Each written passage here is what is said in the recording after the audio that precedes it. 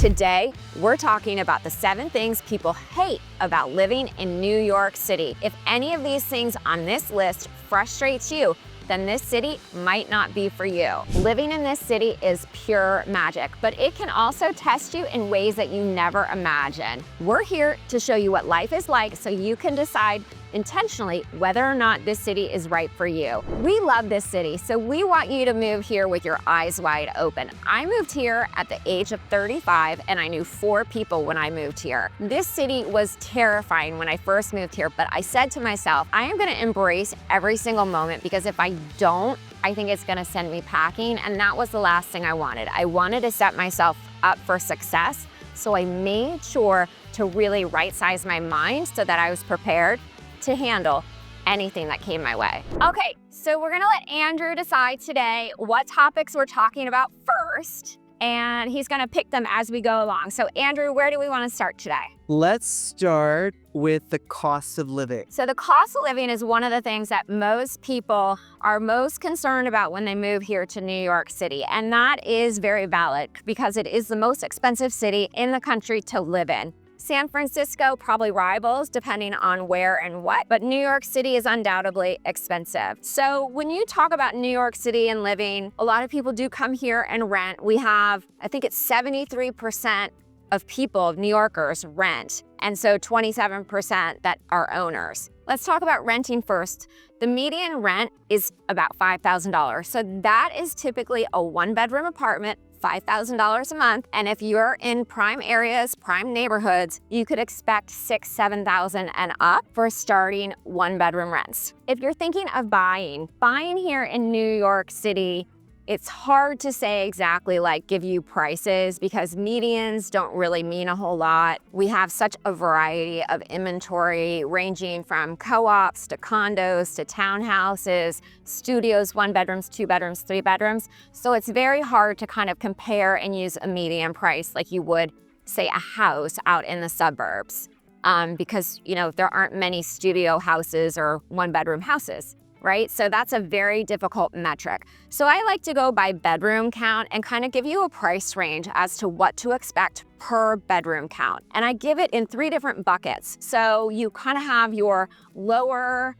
range, which is going to be maybe more affordable. It could be on the outskirts. You're going to have your mid-range, and then you're going to have your luxury range. So your lower range, you could expect $1 to $1.5 million per bedroom. So think of maybe you're a little further away from transportation, you're not as central. Living in the center of Manhattan has a real benefit because of the ease of transportation, and it gets more expensive the more central that you are. So if you're a little bit on the fringe, on the sides, not as close to transportation, or if it's maybe an older building that isn't renovated, a mid-century building, those mid-century buildings, sometimes they can be more affordable. So it depends on the product type too. So $1 to $1.5 million per bedroom for that kind of inventory. So for the next category, I would say would be $1.5 to $2 million per bedroom. And then you're starting to get closer to the center of Manhattan, closer to more transportation, maybe more prime neighborhoods.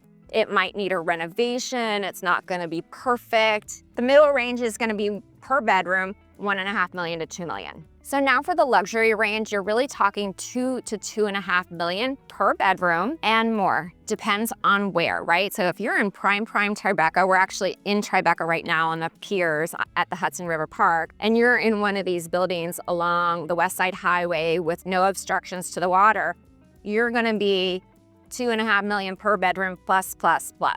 So it really does depend on where you're going to be and kind of that level of luxury and building amenities that you might have. So those are kind of like the 3 ways to think about classifying the inventory and what you can expect. So what about condos versus co-ops and all this? All right, so that's a great question. Condos are fee simple ownership. Most condos have been built in the last 20, maybe 25 years. Co-ops are much older inventory, and they've been around for quite some time in our city. And a co-op is a cooperative in which you own shares in a corporation. And co-ops are considered more affordable, but sometimes they have a higher cost to entry. And the reason for that higher cost to entry is because they have a lot more rules. They require a lot more down. A lot of co-ops require 50% down. You can find the occasional that would only require maybe 30%, but definitely co-ops, they come with the rules, which keeps the price down. So rules include no parents buying for kids, no pied-à-terres, restrictions on subleasing or not allowed to sublease whatsoever. And so it becomes a more restrictive property so that you really can't use it as an investment property. And that is suppressed co-op values, which make them more affordable. Co-ops, because they're older, are also in need of renovation. So that's where you start getting into like really affordable opportunities. They do come with a cost after closing because you're gonna have to renovate. And then condos, since they're new, anything new is always expensive. And condos come with a lot of amenities. So you have doorman, you have gym. Most of the new condo buildings today, they have pools if they are able to make the room for it, kids' playrooms, movie theater rooms, study rooms, meeting rooms, catering kitchens, you name it. But that all comes at a premium. So let's talk about our closing costs. Our closing costs here are a little more expensive than many other places because we do have mansion tax. So just to give you a list of the closing costs, you have a mansion tax that is anywhere from 1% starting at $1 million, going up to 3.9% as the price climbs. So it's on a sliding scale. We also have a mortgage recording tax that's 1.925%. There's title insurance and some other miscellaneous fees. So you need to plan anywhere from 1 to 5% to purchase here in New York. And if you're buying new development, a lot of times the sponsor, which is the developer, they're gonna pass off their transfer taxes. So seller transfer taxes are just under 2%. So that is also potentially gonna get passed off to you depending on the market and your agent's ability to negotiate that for you. So between the 1 to 5% and then the additional amount that you're going to need to have down to purchase here, you need to plan to have probably at least 30% down to be able to purchase in New York because of the co-op factor, because of jumbo mortgages, and things of that nature. Okay, so let's talk about everyday costs here of living in New York City because everything here is just more expensive. Think about it from this point of view. So if anybody needs a storefront or any kind of commercial space, everything's just gonna cost more because their rent is more. So dry cleaning is more because they have to pay storefront rent. Laundry services are also more for the same reason. Restaurant services more because their space is more expensive when they have retail spaces.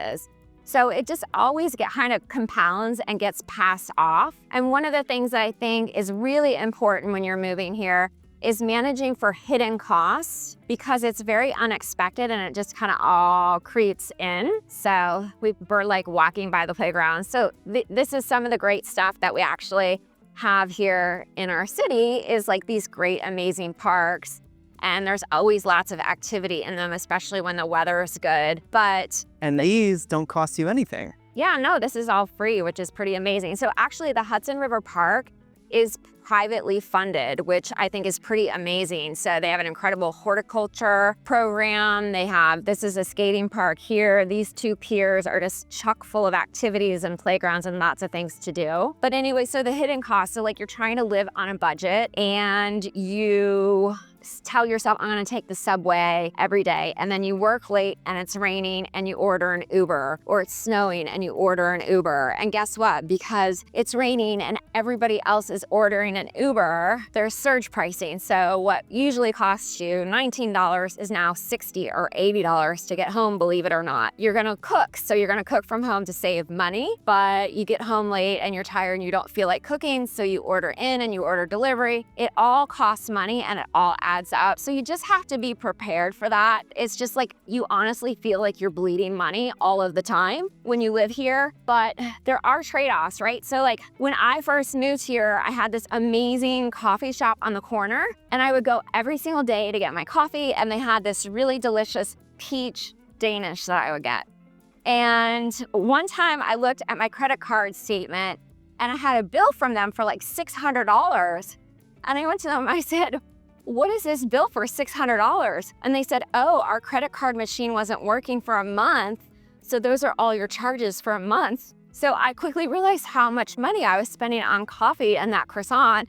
So I went out and I bought an espresso machine, and ever since then, like, I almost never buy coffee anywhere. So those are the kind of things and little lessons that you learn, and we call them hacks, right? Like, there's all kinds of hacks to living in New York City. Even like workout classes, this thing called Class Pass. So you can find cheaper, more affordable classes at all these kind of hip, cool workout places. So New York is a place where you can find the access that you want and that you need, and that fits with your lifestyle. One of the things that we talk about a lot that counterbalances the high cost of living is the career growth and opportunity. So living here in New York City, you have so much access and so much opportunity for a really fast trajectory for your career growth that it really kind of offsets everything. So first of all, the pay is more here, right? Like, so your income is adjusted for the cost of living. And then because New York is so competitive and it is a fast-paced environment, you do have what they call career compression, in which what you might achieve in another market in 10 years, you could achieve here in 3 or 4 years. So your time gets compressed and you have a much higher earning potential at a much more exponential rate. But again, if you have a real aversion to sticker shock, then the city might not be for you. So, and that's one of the things that we do. We help our clients determine what their lifestyle is going to be like when they move here to New York City. We help them find the right location, figure out how transportation is going to fit into their life, and really find the best quality of life that they can have with their budget. So we're always maximizing kind of all the trade-offs to give you the best quality of life here. Okay, Andrew, now that we got the big one done, the cost of living, what should we talk about next? Why don't we talk about space in the city? Space. Okay, that's a good one. It actually relates also a little bit to the cost of living because you are paying for every square foot, or should I say every square inch, when you live here in New York City. But so is everybody else, whether it's commercial space, residential, real estate is expensive. So every inch matters, and the way that those spaces are used matters. So if you're somebody that hates tight spaces, you are going to hate this city. But space is an interesting thing, right? So 700 square feet can feel entirely different in one apartment than it can in another. And it just really depends on how efficiently spaces are laid out. So whether you're in a 2-bedroom or 3-bedroom, the layout matters. We're talking like wasted hallways and wasted space that you actually cannot use is one of the things that we actually help our clients with to make sure that what they're purchasing is maximizing their dollar per square foot. But that said, again, things are tight, things are small. So 1-bedrooms could be anywhere from 500 to 700 square feet. They can obviously get bigger, but that tends to be about the size of a 1-bedroom. 2-bedrooms, generally 1,000 to 1,200 square feet. Same thing, can get bigger, but generally that's about the average size for 2-bedrooms in New York City. So, you know, if you're coming here and you have 2 children, you have a son and a daughter, and they have their own bedroom, 3 bedrooms, you could be in a 3-bedroom for 1,500 square feet, but it's gonna be tight, and that's what you have to try to balance because you don't have a garage, you don't have an attic, you don't have a basement, so you don't have place to store things necessarily. And what a lot of us do is we have storage. If we can get storage in our building, we take advantage of storage, which I actually have 2 in my building, and then I have storage off-site at another place that has all my Christmas decorations and other furniture that I'm not using right now. So you have to find storage solutions and even closet space. So sometimes it can be really hard to get great closet space in an apartment. So you are truly doing seasonal swaps. So you are swapping your summer for your winter and you're storing those clothes, then you have to get them out of storage and dry clean and all that stuff. So it's a process here to really make the space work, but people make it work. So some of the other things New Yorkers do to maximize their space is they become organizing masters. So many people use the Marie Kondo method for organizing. So the KonMari, and they sell that, I think they sell that at the Container Store, which I've done a million trips to the Container Store myself. So, you're just always trying to figure out how to maximize that space, whether it's the space underneath your bed or some little nook or corner that you can figure out how to organize things. It is really hard to stop kind of the clutter building up when you live here and you don't have that garage or basement. But it is a constant battle to really keep things organized. So I do think that if you hate kind of that tight spaces and stuff and not having places to put things, it's going to be a tough adjustment for you. So finding those spaces that really work for you, that's one of the things that we excel at. I actually spent the first 8 years of my career selling new development, where I was selling product that was highly efficient and every square inch mattered. So I'm really a master at floor plans.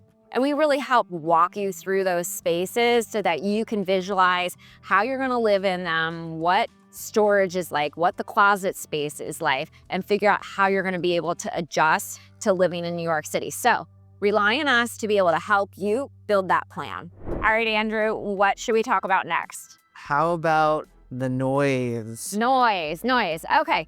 Noise is a good one because especially if you're sensitive, if you have sensory issues or you're sensitive to noise, it is going to be adjustment, and I think you are going to hate it here. There is constantly noise everywhere, and I have to say, I think when we go out and film, it probably takes us twice as long as it normally would because there's always noise, whether it is a car driving on the cobblestone streets or bikes or sirens or garbage trucks, construction, you name it.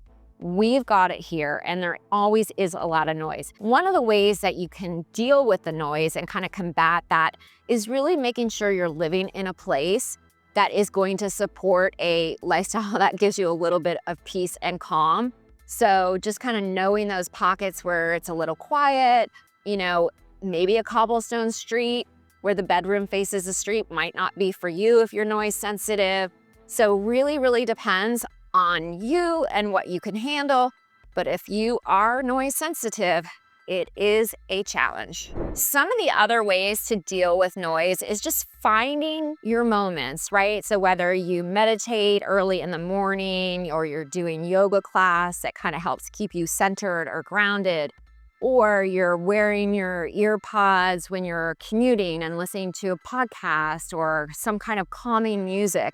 So again, it's like New York is trade-offs, and its strategy is to learn how to live within the environment. We'll tell you, not only from filming and learning how to find quiet places and pockets, which I think you're gonna start seeing a lot of the same places because we're finding them, but just living here for nearly 20 years and just knowing and running around the city, there are plenty of really great pockets to find where there's quiet. So whether you're living close to the Hudson River or near the park, maybe not on an avenue where there's a hospital so that there's sirens. There's plenty of things to think about, and those are the things that we help you when you're looking. And so if you came to us and you said, listen, I don't want to be on a block where I'm going to be hearing sirens, or I need noise solutions. So we have something called City Quiet Windows. And a lot of our clients who are noise sensitive will put the City Quiet Windows in, which is another layer of windows that really do an incredible job. They keep out almost 95% of the noise.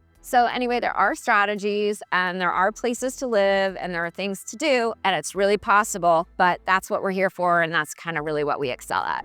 Okay, Andrew, we're ready for our next one. I think we've done 3, so we're on to number 4. What are we doing next? Let's talk about the competition and the pace of life here. Okay, that's a good one, because I will tell you, if you do not have a competitive bone in your body, you will hate New York. And if you do not like a fast pace, you will also hate New York. So New York is one of the most competitive places in the world. It has the highest amount of educated people with graduate and postgraduate degrees than any other city in the US. It has, honestly, we've talked about kind of the earning potential that people have and how careers get compressed here. That doesn't come without a price, right? So people, they can be cutthroat here. And when I first moved here, I moved here at 35, I think I mentioned. And I was managing 5 women, and they were like, why do we have to listen to this woman who's never sold a thing in New York City? And I felt like I was pulling daggers out of my back every single day. And after 6 months, I was in tears crying, and I almost left. My father,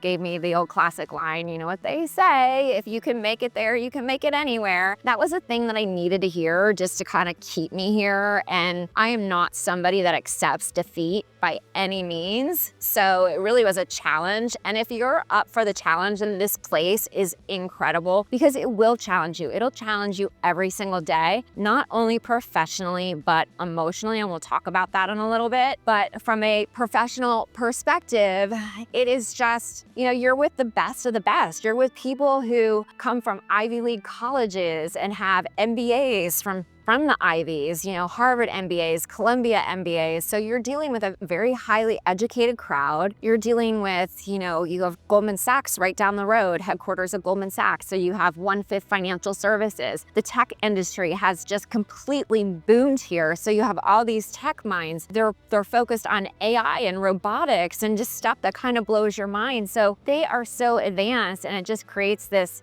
competition. But I think what it does and what it's done for me is it makes you rise, and it kind of brings out the very best in you. So for me, I didn't realize kind of how much drive I had in me and how much resilience, because I think it takes a lot of resilience to be here. But I learned that I was very resilient, and it really made me very grateful to be here. So if you think you can handle those things, then you will have a love affair with New York. But really, if this is going to be a challenge for you and you're not ready for it, it will send you packing so fast. And one last thing, don't come here without a plan. I really have to say, you want to come here with a job and a plan, because if you don't come with a plan, it could be very frustrating. Okay, Andrew, what's up next? Why don't we talk about the emotional grind, the daily grind and everything? Okay, yeah, that's perfect since we kind of just touched on it. So listen, this city will take a lot out of you and a lot from you. And so that's the emotional aspect of it, right? Because it's a constant grind.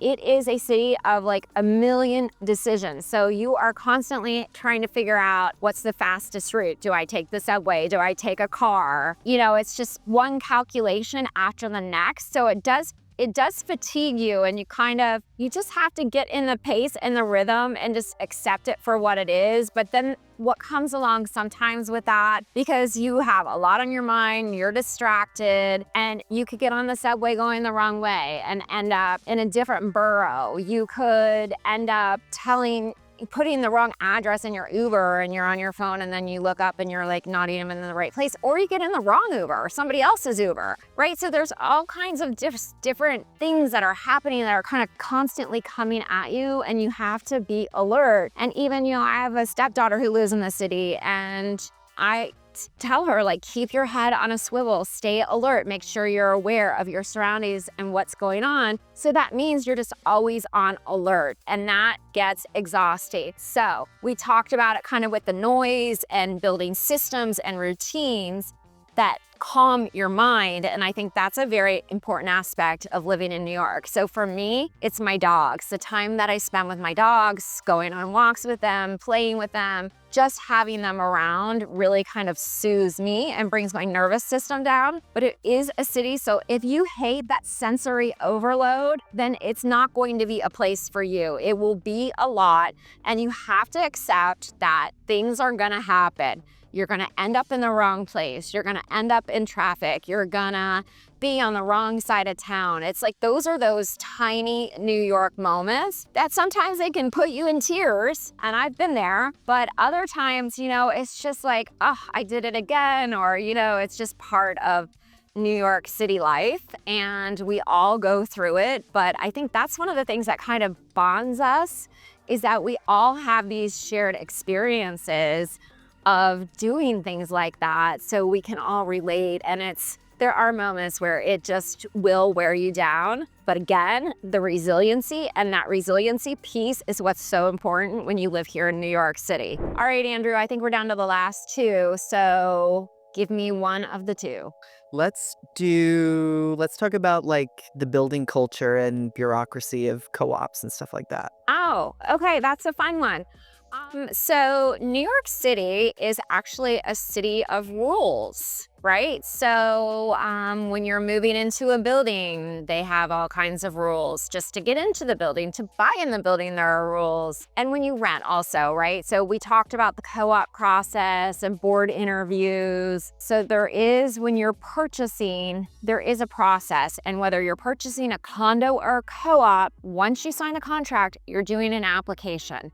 And that application requires a lot of disclosure, and there's a lot of kind of rules around it. And I think that's because we all live together in such tight proximity. With it being a vertical city, we are sharing a lot of the same space. So over time, the buildings have created rules so that you're a good neighbor and that you aren't running amok and throwing wild parties and just making a disturbance. So the building bureaucracy, the building rules, like great example, if you want to get a TV delivered, you need to get a certificate of insurance, submit it to the building, and schedule the delivery. So it's just lots of little steps when you live in a building, things that you need to do. It's just something that you have to get used to. All these rules, and they're for a reason and they come from a place. Well, and even with like rentals, like you have to submit and get approved.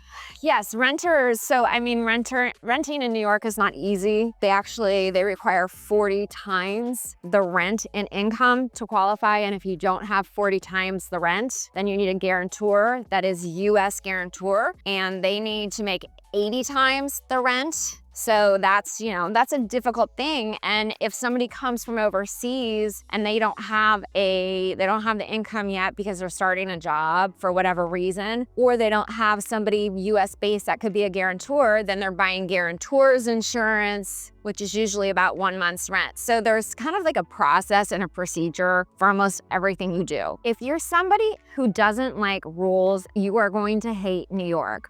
But let me tell you, it is not as daunting as it seems.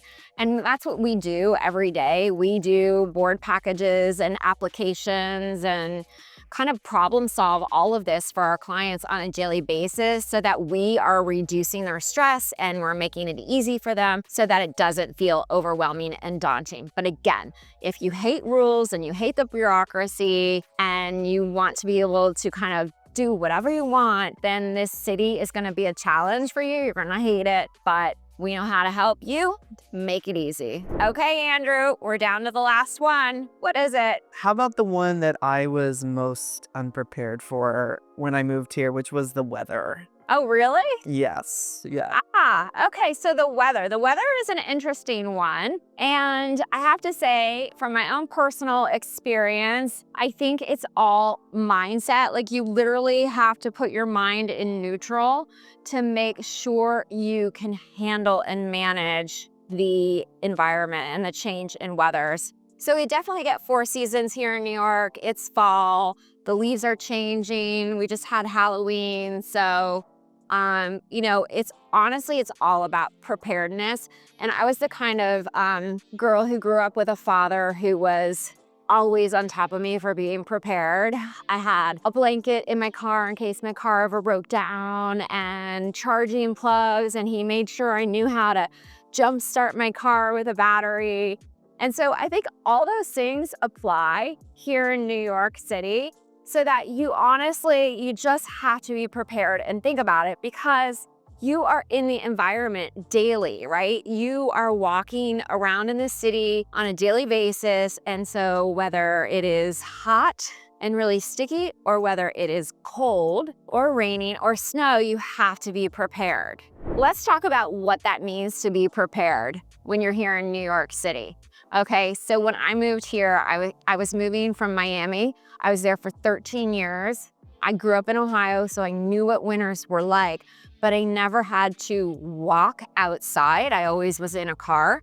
So that was the adjustment. And I went and I bought the warmest coat that I could find that was windproof, had rainproof, the whole 9 yards. And that was my daily uniform, that coat, the first winter, because I was not gonna let the cold break me. But it's all about layers. I mean, even today we're outside, we've been outside for a few hours and we just layered up so that we are able to deal with the temperature changes and being outside. It is one of, honestly, the greatest things being outside in the city. And then we have all these parks, which makes city living here so great. But beyond the layers, you're gonna need some gear, okay? You're gonna need hats, you're gonna need gloves, you're gonna start wearing scarves if you don't wear scarves. You are going to probably invest in several serious winter coats so that you have options that can serve you in different weather days. But you're also gonna wanna make sure you have snow boots. You're gonna need rain boots, so a lot of people wear those hunter rain boots. You're gonna need about a dozen umbrellas because they always break and you always lose them. So you can never have enough umbrellas, and undoubtedly you will get stuck in rain without an umbrella. But the great thing is you can always find a $5 umbrella at the corner bodega. And we have so many bodegas, so it's never far from reach. But again, it's preparedness, it's knowing what you need and just putting your mind in neutral. And no, Sundays are not gonna be as pleasant out on the street as others. So if you hate adverse weather conditions and you want to be driving around in your comfy, cushy car, this city is not going to be for you. The one thing that I did not mention is that New York was recently classified as a subtropic environment. So that means here in the summer, it gets really hot, really sticky. It's very humid. You know, if you have curly hair, your hair is probably gonna be pretty crazy like mine, but it's just part of the city. And I will tell you that the hardest part is if you are on the subway and traveling on the subway in the summer. You go down to that subway platform, it feels like 110, 120 degrees. It smells. And everybody else smells. And Andrew is laughing because he knows that I'm right and that it's true. So it's never fun to be in a packed subway car in the summer when it's really hot and sticky because it's just not that pleasant. So if you're somebody where you really hate adverse weather conditions, you want something that's more predictable, and you really enjoy being in your cushy car, this city is not going to be for you. But if you could put your mind in neutral and just accept what it is, wake up in the morning, check the weather, be prepared, you will be fine and it'll be great. But again, this kind of also boils down to that mental calculus that we were talking about and those many, many decisions that you're always making. You know, getting up, checking the weather in the morning, being prepared, being dressed for it. Like, that's just where it starts. And that's just part of being in New York. So at the end of the day, I kind of think all of these things are really tied together. And that's what we're here for. We're here to help you assimilate to New York City. And I'm glad I did it when I was 35. So even though it was almost 20 years ago and I just gave my age away, it's still so fresh because it was such a monumental experience to move here and really accept what this city has to offer and give you. But again, it's so rewarding. So if any of this stuff on this list is a deal breaker, then you're gonna hate the city and I don't recommend coming. But if you can really right size your mind for living in New York City, it's going to be magical. We just went over the top 7 reasons why people hate living in New York City. So if these 7 things are things you're not going to be able to handle, so whether it's the noise, the pace, the competition, the cost of living, small spaces, I'm sure I'm missing a few, but if you can't handle these things, then this is a city that is going to be very triggering for you, and it will be a place that you will not be happy. But if you can come with an open mind and just learn that this is going to be part of the grind, find a way to find your peace and accept this city for what it is, this will be the best experience of your life. And you will be so grateful that you took on this challenge because this city will bring out the very best in you and you will thrive here. So again, it is an incredible place to live. It really, really can be a game changer in your life. Even if you come here for a minute, a year, couple decades like me, you will love it. It will be the best thing that you've ever done. So if you're interested, go to heatherdomi.com. We have our guide, our relocation guide launching in New York on our website. It breaks down every single neighborhood, cost of living in each neighborhood, and then also it has a lot of these tips and tricks and hacks in the back of it.